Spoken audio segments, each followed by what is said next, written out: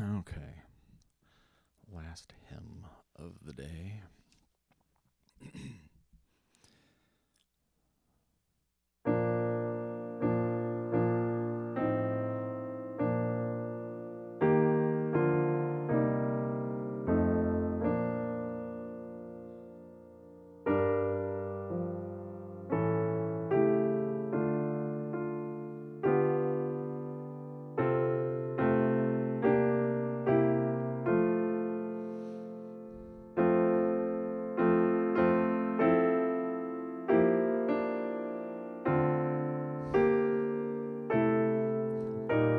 Key signatures, hello.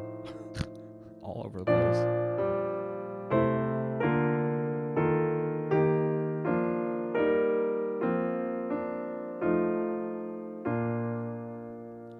I was going to say that sounds vaguely familiar. I feel like I've played this before. Or at least I'm familiar with the tune. I probably have played this somewhere. Not that it helped me there. All right, let's try to go again. A little quicker, and hopefully I'll catch a few more things. I really need to, when you're practicing, it's a good idea, in my opinion, as long as you have a good command of rhythm, to use a variable tempo, so especially in something like this. So I'm not sitting on these whole notes forever doing nothing. But I am counting in my head. Sometimes you'll hear me kind of tick, tick, tick. Because I'm speeding up in my head on purpose. But then I really sometimes need to give my brain space to breathe. I was trying to, play through that first time. That was not my intention.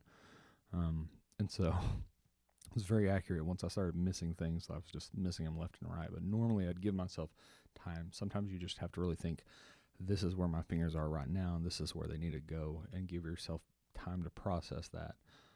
Because if you don't process it, you're not going to get any better at reading. A common piece of advice I hear people give that I really disagree with is that you just need to play through mistakes. Yes, if you're an accompanist, you have to learn to play through mistakes, but that doesn't mean that's how you should practice, just constantly playing through mistakes. So think if you gave a kid a book and told them to read and set it to a metronome for some ridiculous reason and just said, keep going, and they encounter a word that they don't recognize, well, if they always just kind of stammer through that word quickly and try to get to the next word on the beat, they're never going to process sounding that word out and thinking what it is. Maybe they need to look that word up. It's important to slow down when you're reading music and make sure you can actually process what's happening, or you're never going to get faster at accurately playing that. And so that's how you should practice sight reading, but you do need to have the skill of being able to keep going. But I would argue if you can read more accurately, you'll get a lot less flustered when you inevitably make a mistake. And that is what will help you be able to play through mistakes and keep going when they happen. Anyway, let's give this a second read.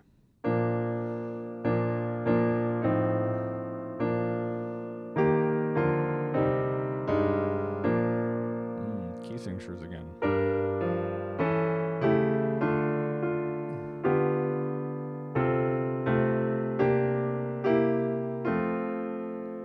Give myself a little time there, you can see.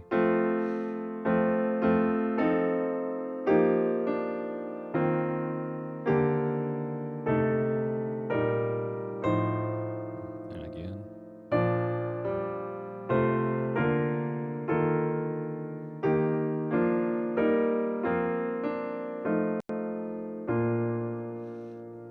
So let's look at those two bars that I had a little trouble with real quick.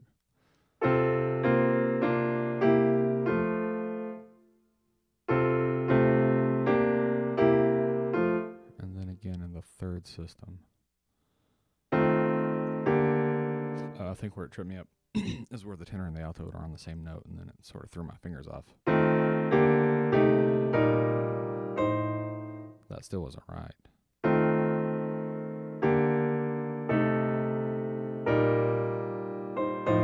All right, let's give it a third read.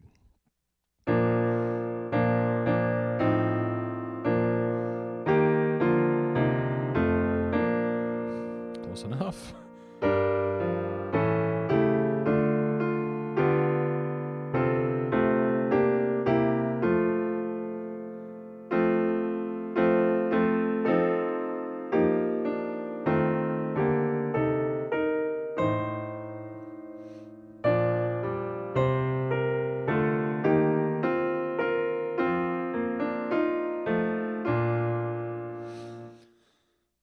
I was just trying to plow through that last time and just keep tempo.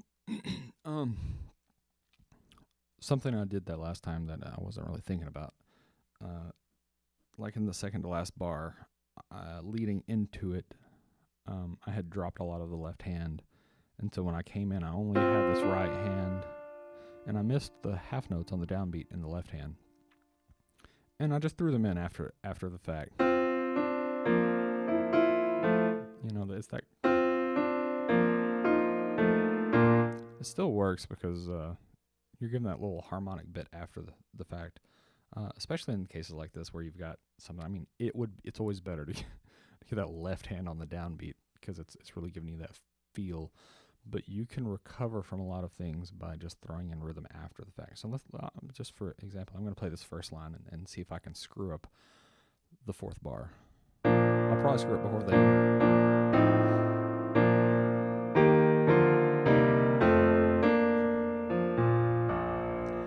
So if I had missed that on that downbeat, I just kind of grabbed, right? So that still establishes that, and it's in time.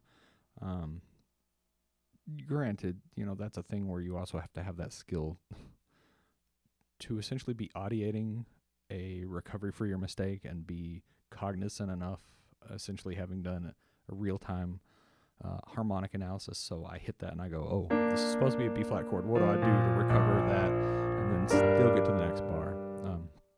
And that can be the tricky thing, especially if you're doing anything fancy.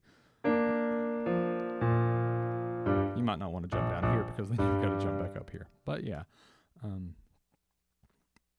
that can help it feel a lot less empty, and it definitely covers your mistake because most lay listeners, honestly, are not going to notice, even if you completely butcher something. But if you can do that, then it just sounds like, oh, that's cool.